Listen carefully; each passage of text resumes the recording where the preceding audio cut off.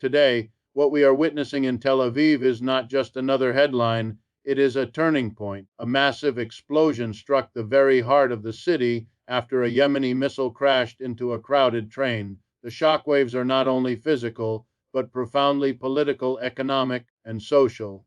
And I ask you right now, what does it mean when violence that was once far away suddenly lands in the center of one of the most fortified cities in the world? A massive explosion in the heart of Tel Aviv, triggered by a Yemeni missile striking a crowded train, is not simply a tragic accident or a fleeting headline. It is an event of profound political, social, and psychological consequence. The very idea of a missile piercing through one of the most heavily secured urban centers in the region shatters the illusion of safety that Tel Aviv, with its advanced defense systems, has long projected to its citizens and to the world. This was not just an explosion of metal and fire, it was an explosion of meaning, of symbolism, and of vulnerability. People often believe that fortified cities are untouchable, yet history consistently reminds us that power and security are fragile when conflicts remain unresolved. And so the first hook is this: if Tel Aviv, with all its defenses, can be struck at its very core, what does that say about the future stability of the entire region? In the immediate aftermath, the images of mangled train cars and terrified commuters running for their lives painted a grim picture. But beyond the destruction lies the deeper significance. A train, after all, is not just a mode of transport, it is a symbol of civilian life, of routine, of ordinary people simply going about their daily business. When such a space is turned into a site of war, it drives home the reality that no one, no matter how distant they feel from battlefields, is beyond the reach of modern conflict. This was not a strike on a military base, not an attack on hardened soldiers, but a direct hit on the pulse of civilian society. And the second hook emerges: when war reaches the morning commute, can anyone truly claim the conflict is contained? For Israel, the explosion strikes at the very core of its political narrative. The country has long prided itself on security, on advanced defense technology such as the Iron Dome, and on the assurance to its citizens that they can live under protection even in a hostile neighborhood. The missile that landed in the center of Tel Aviv, however, pierced not just steel and concrete, but also the psychological armor that security apparatuses are meant to provide. It is not simply the physical casualties that matter here, it is the erosion of confidence, the whisper of doubt that says, if they can reach us here, where can we ever feel safe? For policymakers, this is more dangerous than the blast itself because fear, once seeded, grows exponentially in the public consciousness. On the Yemeni side, the very fact that a missile could travel so far and hit such a symbolic target becomes a statement of defiance. Whether one agrees or disagrees with their motives, the message is unmistakable. Even a people long described as marginalized and under siege can find ways to project power into the heart of their adversary. That symbolic victory, even amid devastation, has political weight. It tells the world that the balance of power is shifting in ways that defy the old hierarchies of military might. And here lies another hook: when the weak find ways to strike the strong, it is not merely a clash of weapons, but a rewriting of narratives. Internationally, this explosion reverberates far beyond Israel or Yemen. World leaders, financial markets, and military strategists are all watching carefully because such an event can tip delicate balances. Will it lead to escalated retaliation? Will it open new negotiations? Or will it harden positions on all sides, pushing the region into deeper chaos? Every capital city is now recalculating its strategy. This is why the incident matters not only as a local tragedy, but as a global signal. It is a moment when the world is reminded of the interconnectedness of conflict, where a missile falling on a train in Tel Aviv can unsettle diplomacy in Washington, Moscow, Beijing, and beyond. And finally, for the people of Tel Aviv, the explosion is not abstract politics, it is trauma. It is the sound of sirens, the smell of burning metal, the sight of loved ones injured or lost. It is the shattering of the ordinary.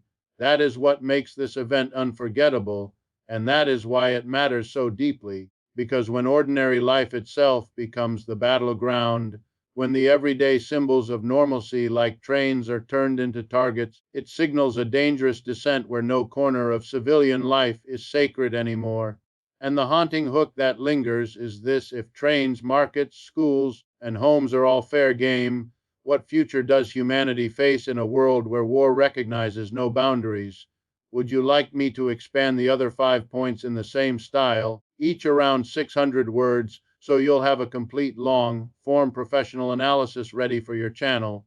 A massive explosion in the heart of Tel Aviv, triggered by a Yemeni missile striking a crowded train, is not just another grim event in a long line of regional hostilities. It is a defining moment that tears at the fabric of politics, society, and security. Tel Aviv has long projected itself as a fortress city, safeguarded by layers of advanced military defense systems, yet in one instant that image collapsed. A single strike managed not only to damage infrastructure, but also to erode the psychological security of millions.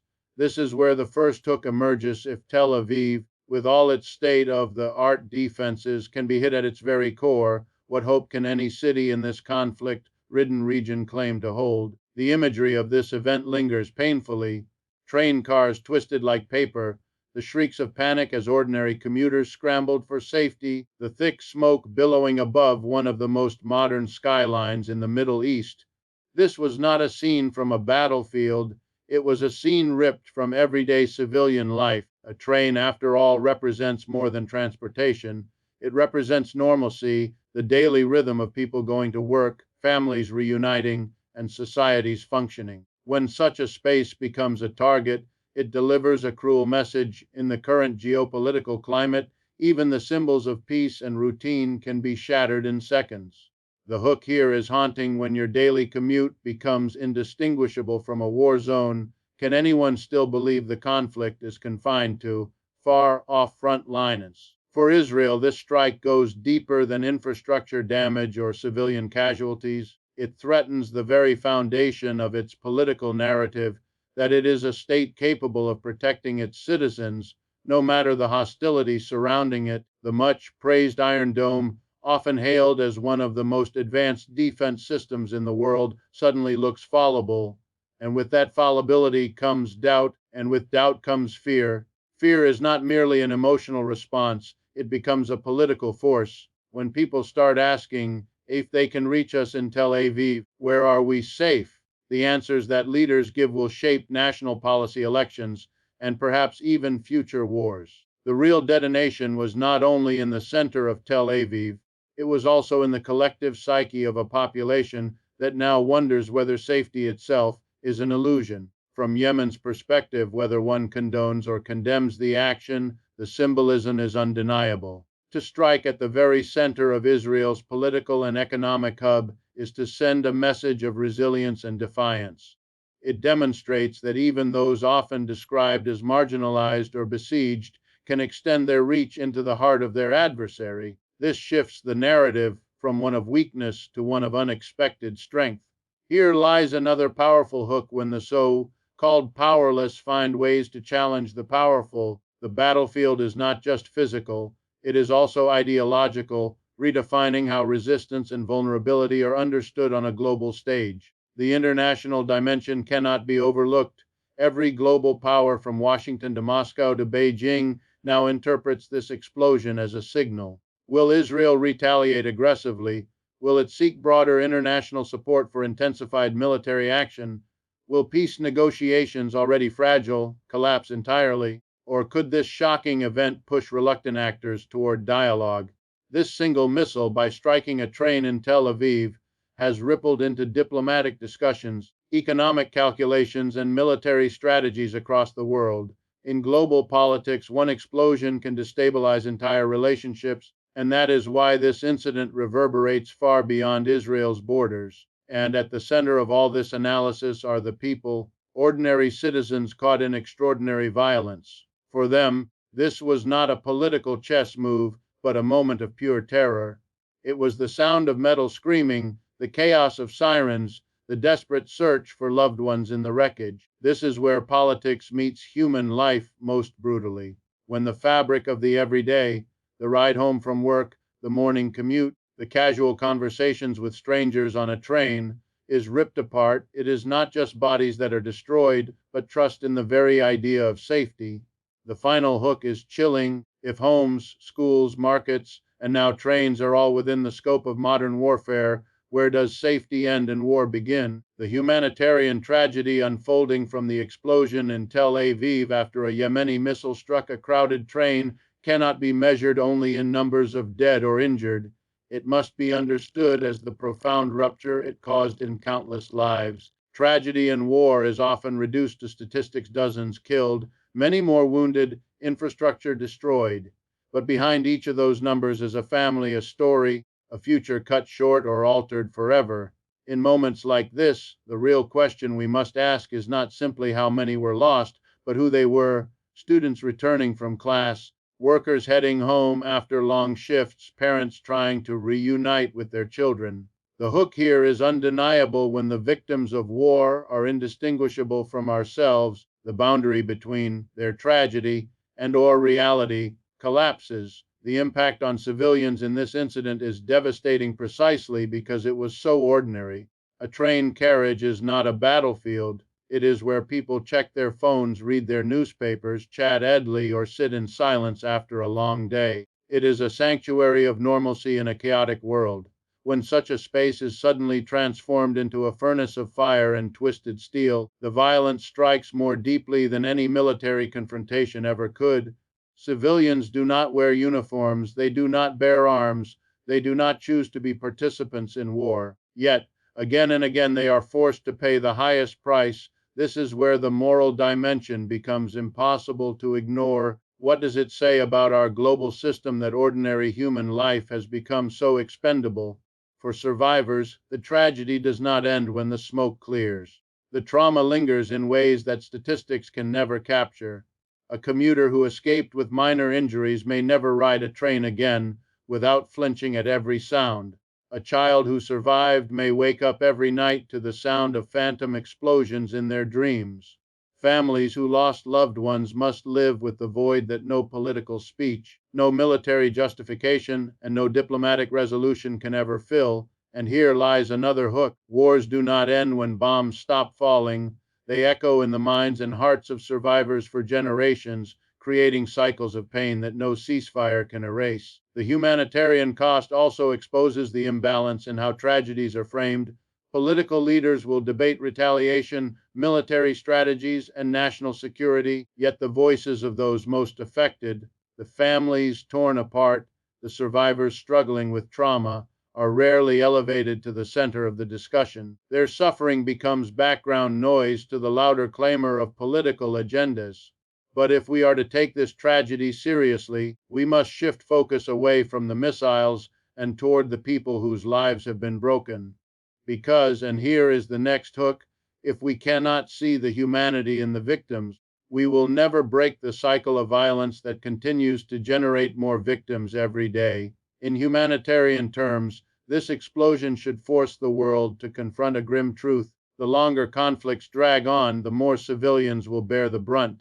Infrastructure is always rebuilt, armies always reorganize, governments always recover, but the human cost is irreversible.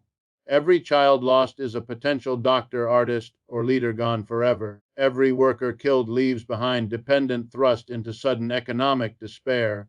The real tragedy lies not only in death, but in the extinguishing of possibilities, the silencing of voices that could have shaped a better future. And this is the cruel paradox of war: it destroys the very people who might have carried the promise of peace. There is also the wider humanitarian ripple effect. Hospitals in Tel Aviv, suddenly overwhelmed with burned victims, broken bones, and psychological trauma, strain under the weight of emergency care. Blood shortages, emergency surgeries, and exhausted medical staff are all part of the invisible aftermath of such an event. Aid organizations rush in, but even their best efforts cannot undo the fact that dozens of lives were shattered in a single strike. International observers will issue statements of concern, yet the aid that eventually arrives will never fully mend the scars, physical or emotional, etched into the survivors' lives. The humanitarian tragedy of this explosion is not just about what happened on that train, but about what it represents in a world where civilians continue to serve as unwilling shields, targets, and casualties of conflicts they did not choose. The most haunting hook is this: when everyday people, sitting in the most mundane of spaces, can suddenly become the front line of war, then no one anywhere can truly claim that their lives are untouched by conflict. The passengers of that train in Tel Aviv could have been anyone, anywhere, and that is why their story forces us to confront not just the politics of war, but the very cost of ignoring humanity in times of conflict. The explosion in the center of Tel Aviv after a Yemeni missile struck a crowded train has produced geopolitical shockwaves that extend far beyond the immediate devastation. What happened in that moment was not simply a violent strike on a civilian target, but a direct challenge to the assumptions underpinning Israel's security doctrine, regional stability, and global diplomatic alignments. Israel has long positioned itself as a nation fortified against external threats, shielded by one of the most sophisticated defense infrastructures in the world.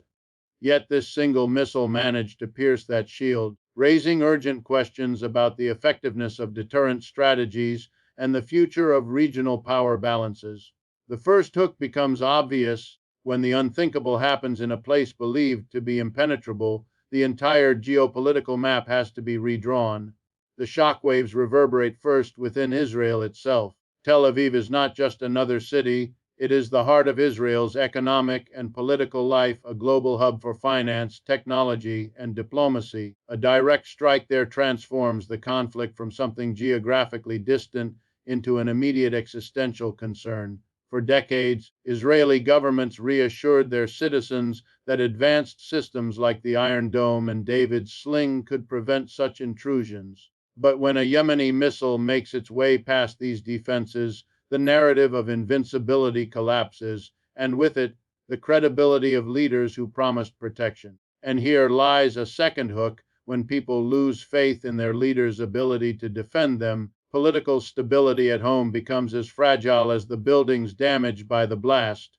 Regionally, the implications are enormous. Yemen's ability to strike so deep into Israeli territory signals a significant escalation, one that will embolden other groups across the Middle East. Hezbollah in Lebanon, militias in Iraq, and factions in Syria will interpret this event as proof that Israel's defenses are not absolute. That perception alone may shift the strategic calculations of armed groups, potentially increasing the likelihood of coordinated actions against Israeli targets. The wider Arab world, too, will be forced to reassess its position. Countries that normalized relations with Israel under agreements like the Abraham Accords may now feel pressure from domestic audiences who see the Tel Aviv strike as a symbol of resistance to Israeli power. And this is where another hook emerges. A single missile can do what years of negotiations could not: reshuffle alliances and fracture fragile agreements. Global powers are equally unsettled. For the United States, Israel's closest ally, the attack represents both a security concern and a political dilemma. Supporting Israel militarily risks escalating the conflict into a regional war, yet failing to respond decisively could weaken America's image as a reliable protector of its allies. Russia and China, on the other hand, may see opportunities to expand their influence by presenting themselves as alternative power brokers in the Middle East. This turns a local tragedy into a global contest, with Tel Aviv's explosion echoing in the halls of Washington, Moscow, and Beijing. The hook here is sharp. In a world of shifting power dynamics, even a single explosion can tilt the balance between empires. The event also destabilizes financial and energy markets. Israel's economic centers are closely tied to global technology industries, and any perception of instability threatens investor confidence. Meanwhile, Yemen's ability to project force raises new questions about the safety of Red Sea shipping lanes and energy supplies. Oil prices may surge and global markets may wobble, all because of one missile that turned a train into rubble. In this way, the geopolitical shockwaves are not confined to diplomats and generals. They ripple into the lives of ordinary people thousands of miles away, paying more for fuel, facing uncertainty in stock markets, and watching their governments scramble to adapt. This brings forth another hook. When the consequences of a regional conflict appear in the wallets of distant citizens, the world suddenly discovers it cannot look away. Diplomatic strategies will now be tested. Calls for restraint will grow louder, yet pressures for retaliation will be overwhelming. Israel may feel compelled to strike Yemen directly, potentially dragging regional actors deeper into confrontation. Humanitarian groups will urge dialogue, but the political appetite for peace in the aftermath of such a symbolic attack will be slim. The paradox is stark: the more devastating the strike, the more it hardens positions, making diplomacy more difficult at the very moment it is most desperately needed. The final hook is chilling in the geopolitical arena. Tragedy often becomes fuel, not for reconciliation but for escalation. The explosion in Tel Aviv caused by a Yemeni missile striking a crowded train cannot be separated from the long and bitter cycle of retaliation that has defined the region for decades. To treat this incident as an isolated act of violence would be to ignore the historical patterns that have made such tragedies almost predictable. Each strike, each counterstrike, each act of reprisal feeds into a self-perpetuating loop where pain justifies more pain, and justice is always pursued through the language of vengeance. What makes this cycle so devastating is that it does not just consume governments or armies, it consumes entire populations, drawing civilians into its spiral and ensuring that peace remains a fleeting dream. And here lies the first hook. When every act of war is framed as payback for a previous act, the future becomes nothing more than a reenactment of the past. The cycle of retaliation thrives on memory. Every side in this conflict keeps a ledger of grievances, a running list of wrongs that can never be forgotten and are rarely forgiven. In Yemen, the narrative emphasizes years of bombardment, blockades, and humanitarian crises inflicted by coalitions supported by Israel and its allies. From that perspective, striking Tel Aviv is not an act of unprovoked aggression, but a form of retribution, a message that the suffering endured will not remain unanswered. In Israel, the framing is entirely different. A missile hitting a civilian train is seen as terrorism, as proof of the unrelenting hostility of its enemies. Both narratives feed off one another, and both serve to justify the next round of violence. The second hook emerges here. When two sides define their identities by their grievances, reconciliation becomes nearly impossible. This cycle is not simply about military action, it is about politics. Leaders on both sides often find themselves constrained by the logic of retaliation, even when they know it will deepen the conflict. To show restraint risks appearing weak, to strike back promises short-term political gain by projecting strength. This political calculus ensures that even acts of violence against civilians are folded into a framework that demands a response. The rhetoric of deterrence becomes the justification, yet deterrence rarely works in this context. It only provokes further defiance. And here is another hook. In a cycle where every strike claims to prevent the next, violence becomes not a deterrent but a guarantee. The tragedy of the Tel Aviv explosion reveals how deeply civilians are trapped in this loop. The passengers on that train were not soldiers, strategists, or political actors. They were ordinary people, but their deaths will now be absorbed into the logic of retaliation. For Yemeni groups, the attack may be framed as a victory against a powerful adversary. For Israel, it will serve as the rallying cry for retaliation, likely against targets that will again involve civilian suffering. In both cases, the humanity of the victims becomes secondary to their symbolic role in fueling the next stage of conflict. And the hook that lingers is chilling. When human beings become little more than ammunition in a war of narratives, the cycle of violence feeds itself endlessly. International powers often claim to act as mediators, yet they too are entangled in this cycle. The United States, as Israel's closest ally, will push for responses that reinforce its own geopolitical interests. Other nations, whether supporting Yemen or Israel, will seize the opportunity to advance their agendas under the guise of solidarity or justice. In this way, global actors amplify the cycle rather than breaking it, providing weapons, funds, and political cover that ensure its continuation. What looks like regional retaliation is, in reality, sustained by international systems that profit from conflict. The hook here is sharp, When the world's most powerful players see war as a marketplace, peace becomes the least valuable commodity. The deeper tragedy is that this cycle has become normalized. Entire generations grow up knowing nothing but conflict, taught from childhood that retaliation is not only expected but necessary. The strike on Tel Aviv will be remembered in Yemen as a moment of defiance and in Israel as a wound demanding revenge. These memories will fuel the next generation, ensuring that the cycle remains unbroken. And so the final hook emerges when children inherit not just the scars of war, but the logic of vengeance itself. The conflict ceases to be a temporary crisis and becomes a permanent condition. The explosion in Tel Aviv after a Yemeni missile struck a crowded train did not only unleash chaos on the ground, it also ignited a fierce battle over narratives, with media outlets and political leaders racing to shape how the world would perceive the event.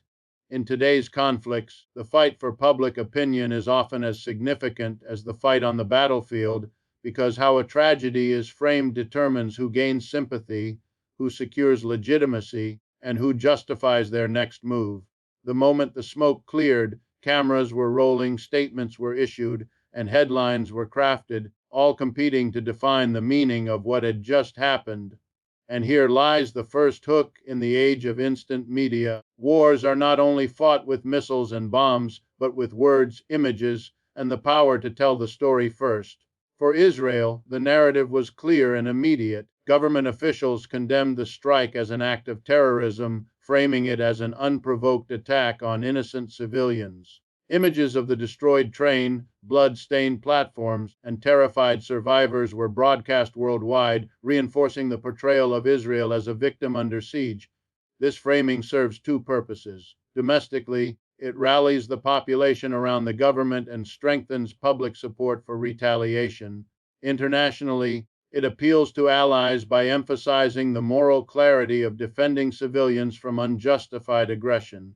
The hook here is sharp. When a government controls the story of its pain, it transforms tragedy into political capital. On the Yemeni side, the narrative was framed very differently.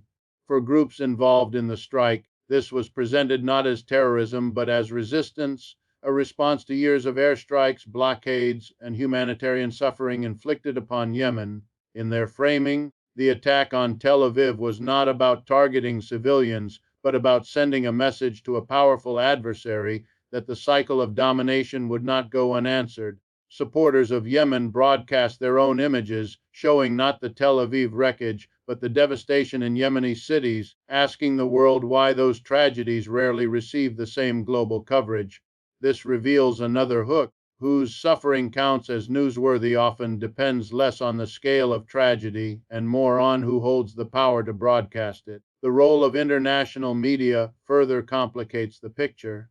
Western outlets often reflect the perspectives of their governments, highlighting Israel's vulnerability and rarely probing deeply into the structural causes that fuel such attacks.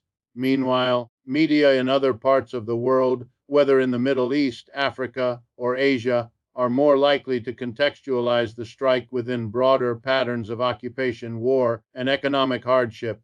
The result is a fragmented global perception where the same event is simultaneously seen as an atrocity, a justified act of resistance, or evidence of failed diplomacy. The hook here is sobering. In a world divided by media narratives, truth is no longer a shared reality, but a contested weapon. Political elites know how to exploit this divergence. In Israel, the explosion becomes leverage to demand stronger military support from allies, particularly the United States. In Yemen, it becomes a rallying cry to galvanize local populations and project strength to regional supporters. Each side uses the incident not only to justify immediate responses, but to reinforce long-term ideological positions. What begins as a human tragedy is quickly reframed as a strategic asset in a propaganda war.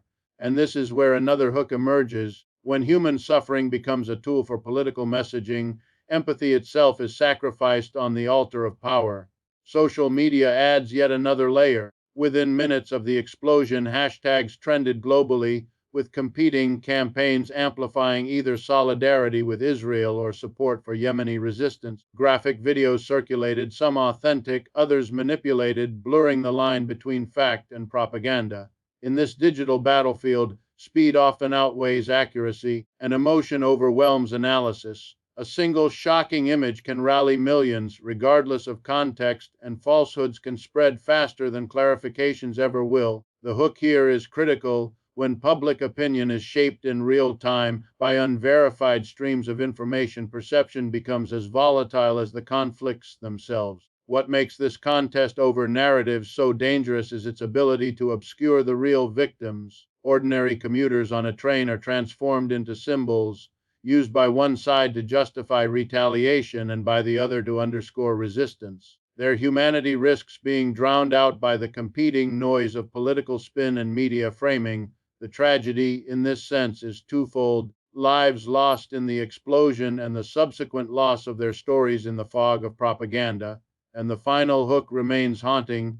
When truth itself becomes collateral damage, the world is left not with understanding but with division, ensuring that the conflicts behind the explosion remain unresolved. The explosion in Tel Aviv after a Yemeni missile struck a crowded train has created global implications that extend well beyond the immediate battlefield. What may appear as a localized conflict is, in reality, a spark that can unsettle international diplomacy, shift economic markets, and redefine alliances. In today's interconnected world, an event in one city does not remain confined to its borders. It travels outward like ripples across a pond, touching distant capitals, boardrooms, and households. The first hook is evident here. When a single missile can alter the course of global conversations, it proves that modern conflict is never local, it is always international. The first layer of global impact lies in the diplomatic realm. Israel's allies,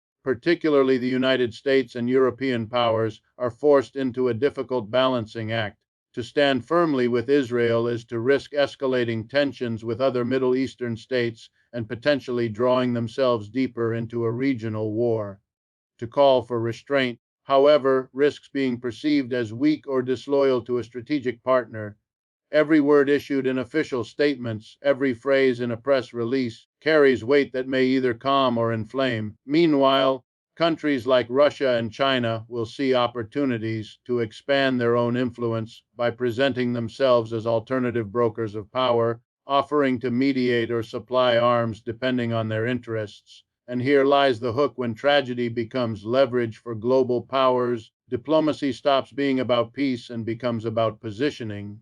Economically, the shock of the explosion reaches far beyond Israel. Tel Aviv is not only a political center, but also a hub of innovation and global investment. Any perception of instability risks shaking investor confidence, particularly in technology sectors closely tied to global supply chains. At the same time, Yemen's ability to strike so far raises concerns about the security of Red Sea shipping routes through which much of the world's trade flows. The possibility of future attacks near critical choke points like the Bab el-Mandeb Strait could disrupt global energy supplies and drive up oil prices. This translates into rising costs for transportation, fuel, and goods across continents. The hook here is striking. A missile that hit a train in Tel Aviv could indirectly raise the price of groceries and gasoline in cities thousands of miles away. For international security alliances, the event is equally disruptive. NATO, long focused on Europe and Russia, is now reminded of the volatility of the Middle East. Questions emerge about whether the alliance should broaden its scope to address conflicts that have global consequences.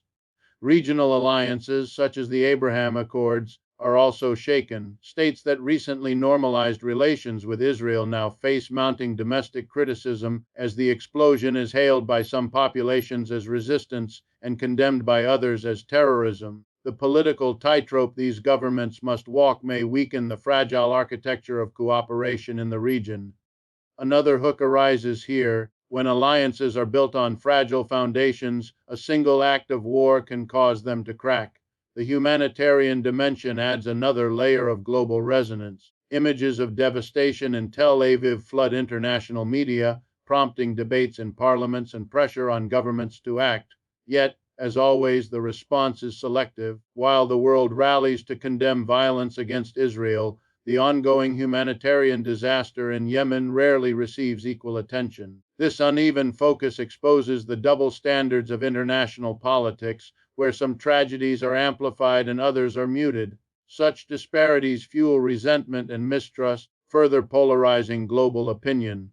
The hook is undeniable: when the world chooses whose suffering matters, it deepens the divides that keep conflicts alive. Perhaps the most profound global implication lies in the psychological impact. Citizens around the world watch the footage and recognize how fragile security can be, even in advanced nations with formidable defenses. The explosion is a reminder that in a globalized world, conflict can pierce borders and distance with ease. For policymakers, it is a call to rethink not only defense strategies but also the broader structures that perpetuate instability. For ordinary people, it is a warning that war is no longer something happening over there. It can erupt in the places once thought safest. The final hook, then, is stark. When security becomes an illusion, the demand for new approaches to peace is no longer idealistic, it is urgent. And let me close with this: what happened in Tel Aviv is not simply a story of Yemen versus Israel. It is a story about power inequality and the dangerous path humanity walks when justice is denied. If we continue to treat violence as normal, then explosions like this will not be the last. They will become the new rhythm of our global system. But if we confront the root causes, if we dare to build systems based on fairness rather than exploitation, then maybe, just maybe, the next headline won't be about tragedy, but about transformation. Thank you.